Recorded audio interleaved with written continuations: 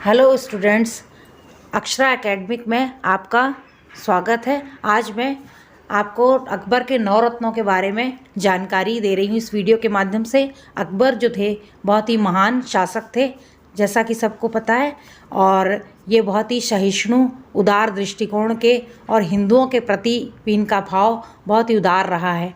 तो आज हम नवरत्नों के बारे में अकबर ने नवरत्नों को अपने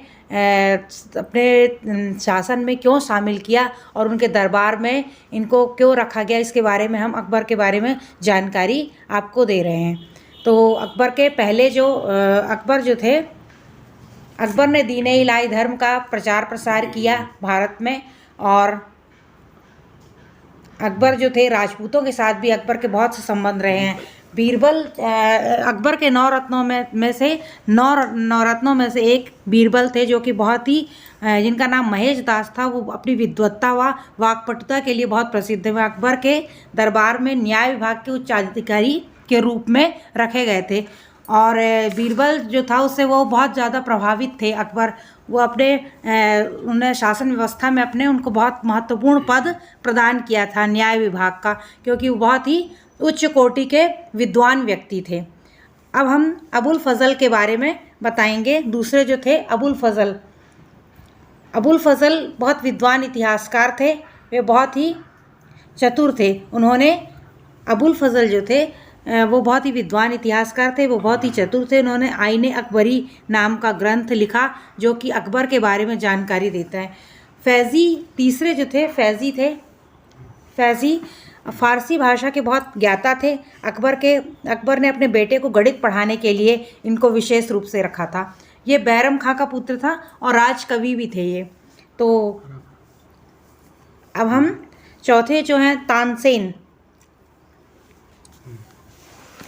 के बारे में हम जानकारी आपको दे रहे हैं। तानसेन एक गायक थे। वे अकबर के समय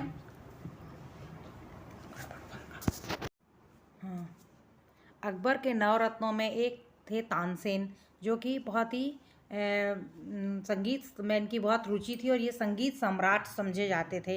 और संगीत सम्राट के रूप में इन्होंने अकबर के शासन में अपने आप को स्थापित किया था। और तानसेन जो थे वो अबुल फजल इनसे बहुत ज़्यादा प्रभावित थे, जो कि अकबर के 9 रत्नों में से ही एक थे। अबुल फजल ने ही अकबर को कहा था कि अपने 9 रत्नों में इनको शामिल करने के लिए, क्योंकि उनके गायन से बहुत ज़्यादा प्रभावित थे। और फिर उसके बाद अबुल फजल के कहने पर ही अकबर ने इनको संगीत सम्राट के रूप में रखा। फिर पांचवे जो थे टोडरमल जो थे वो बहुत ही वित्तीय मामलों की इनको बहुत ज़्यादा जानकारी थी, और अकबर ने इनको विशेष तौर पे वित्तीय विभाग संभालने का जो जिम्मा है वो दिया था। टोडरमल जो हैं वो शेरशाह सूरी के समय में भी किसी पद पे बड़े भूमि लेखा जोखा संबंधी पद पर रहे हैं। और टोडरमल जो हैं उनके द्वारा ही विश्व की प्रथम भूमि लेखा जोखा प्रणाली तैयार की गई थी। एक विशेष जानकारी है टोडरमल के बारे में, जो कि टोडरमल वित्तीय विभाग से संबंधित बहुत अधिक सब मामलों में दखल रखते थे। और इसलिए अब हम राजा मानसिंह के बारे में बात करेंगे। राजा मानसिंह जो थे वो बहुत ही साहसी व उच्च वंश के कारण अकबर उनसे बहुत ज़्यादा प्रभावित थे।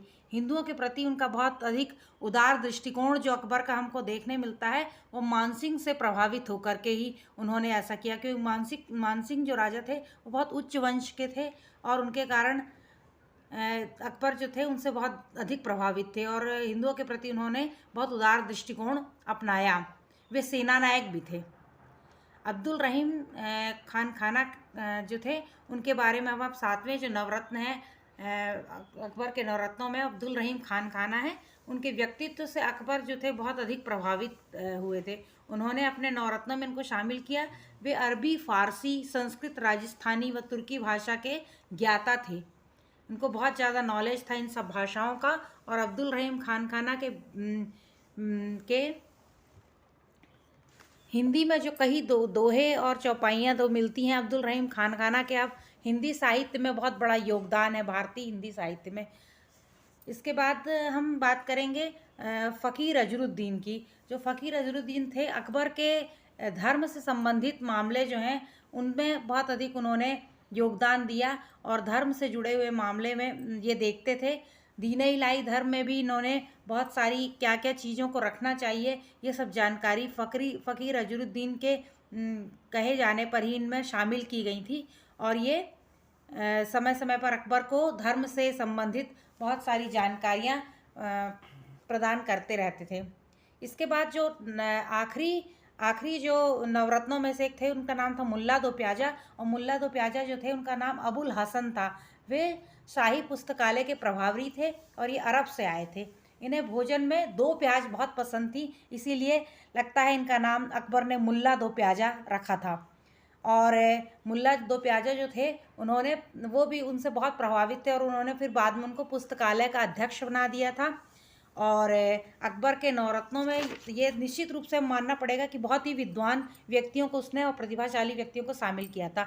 अगर आपको दोस्तों मेरी ये वीडियो पसंद आई हो और ये जानकारी अच्छी लगी हो तो मेरे वीडियो को लाइक करिए और मेरे चैनल को सब्सक्राइब कीजिए, जिससे आपको इस तरह की